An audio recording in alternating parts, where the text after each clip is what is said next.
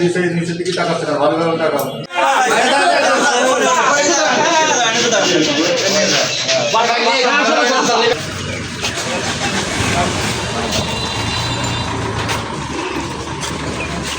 উঠেন, 2-3 জন উঠেন, আপনি উঠেন গাড়িটার সামনে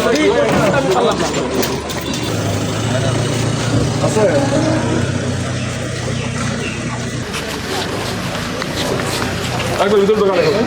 গতকাল রাত 3টার দিকে চুয়াডাঙ্গা জেলার জীবননগর থানাধীন বেনিপুর সীমান্তবর্তী গ্রামে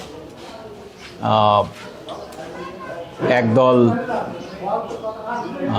সংঘবদ্ধ পাচারকারীর হাত থেকে জীবননগর থানা পুলিশ 4 জন শিশুসহ 8 জন ভিকটিম উদ্ধার করেছে এবং এই সংক্রান্ত ঘটনার সঙ্গে জড়িত আমরা 2 জনকে গ্রেপ্তার করেছি এবং এই ঘটনায় জীবননগর থানায় একটি মামলা দায়ের করা হয়েছে এবং 7 জনকে আসামি করে এবং অজ্ঞাতনামা 7 জনকে 7-8 জন নাম দিয়ে একটি মামলা রুজু করা হয়েছে।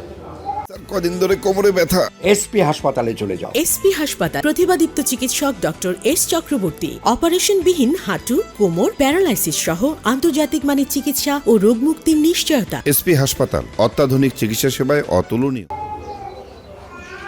আমরা পরবর্তীতে তদন্ত করে এই চক্রের সঙ্গে কারা কারা জড়িত আছে সে এটা উদ্ঘাটন করে সবাইকে আমরা আইনের আওতায় নিয়ে আসব।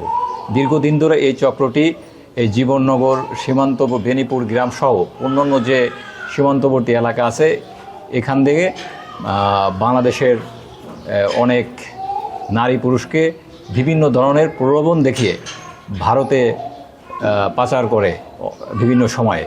তেমনই এখানে এই চক্রটিও একই কাজ করেছে। এই 4 জন শিশুসহ এই 8 জনকেও ভারতে পাচারের উদ্দেশ্যে তারা সীমান্তবর্তী এই গ্রামে নিয়ে আসে।